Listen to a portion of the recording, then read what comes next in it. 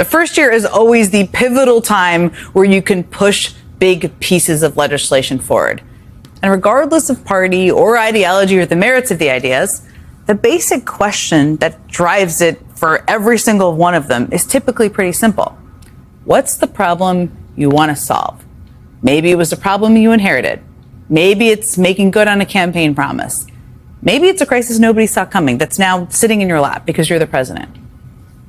I mean, I worked for two presidents, and that's how it went for them, but that's how it has gone for pretty much every president for decades.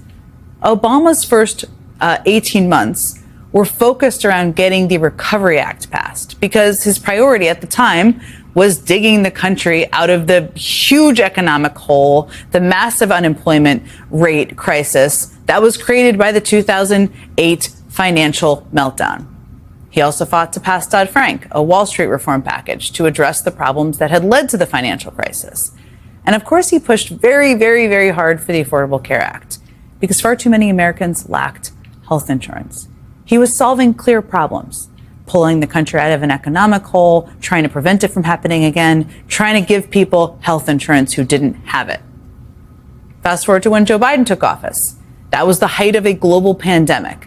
And his focus was, of course, on delivering a rescue plan to help address the economic damage it was causing and to help get all sorts of equipment out to people, whether it was tests or masks or things to help people address and prevent them from getting COVID. That was his focus. He also signed a giant bill into law that addressed the country's infrastructure needs, something way overdue. Remember the infrastructure week that was in Trump's first term, seemingly every week? Well, Joe Biden actually did it. And then he passed another law that tackled inflation and the climate crisis.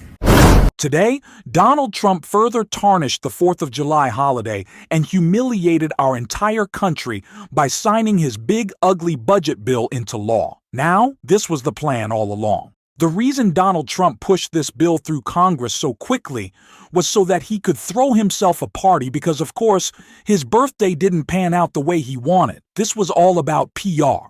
Which is why Trump was so furious and melting down that it backfired with protests across the country. We are going to get into it all, but before we do, if I could quickly ask you to leave a like on this video, and if you haven't already, and you enjoy our channel, to hit that subscribe button. It goes a long way in supporting our channel. Now, before we can see these protests that are breaking out, we gotta see Donald Trump so angry about the very real critiques of his dangerous bill.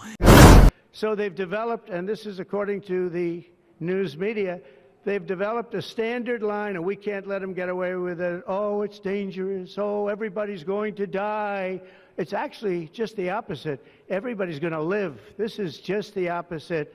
And I just want you to know, if you see anything negative put out by Democrats, it's all a con job. And they said, and they compared it to just like the con job of Russia, Russia, Russia, and all of the other things they did. The 51 intelligence agents said, and the laptop from hell, it came from Russia, they said. No, it didn't come. A lot of things come from Russia. That didn't come from Russia.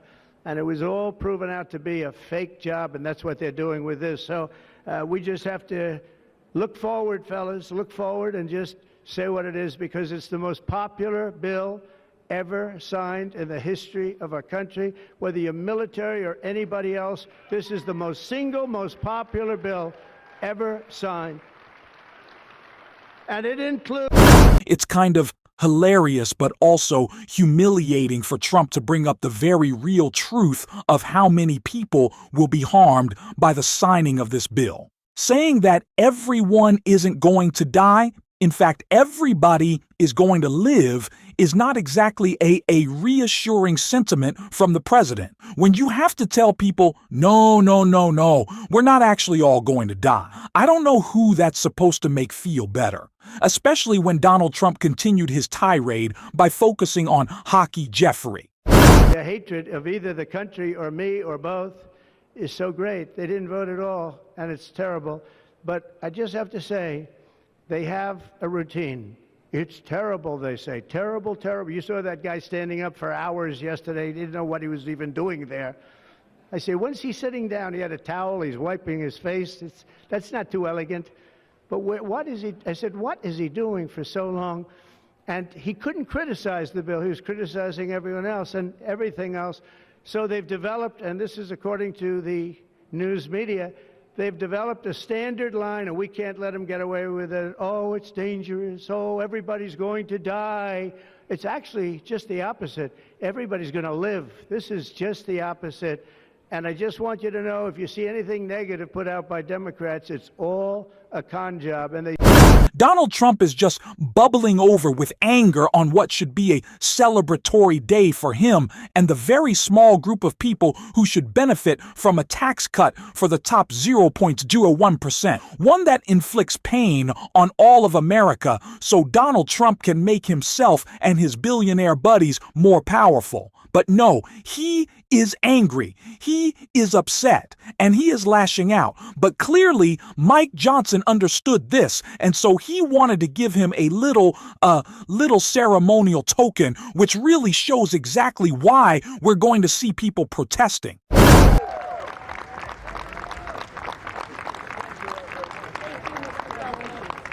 Mr. President, this is the gavel we use to enact the big, beautiful bill, and I want you to have that for your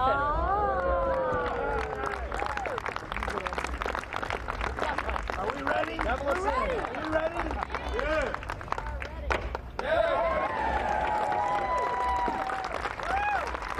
Have a good time, everybody. It's so funny that MAGA tries to pretend that they're these big, strong, macho, tough guys when they always just fold. They bend the knee. They gravel at Donald Trump's feet. Mike Johnson ceremonially, but actually he has given over legislating power to Donald Trump. We are supposed to have checks and balances in this country. Donald Trump doesn't view it that way, so neither do any of his stooges. It's why we saw protests break out across the country. Jen Psaki detailed them all, but first I want to see one that we saw on the ground.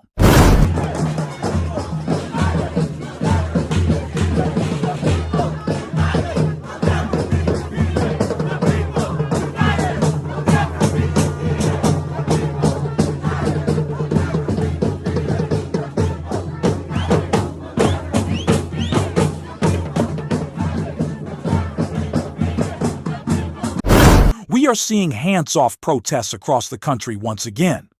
People protesting today, people protesting yesterday, people standing up to Donald Trump's agenda.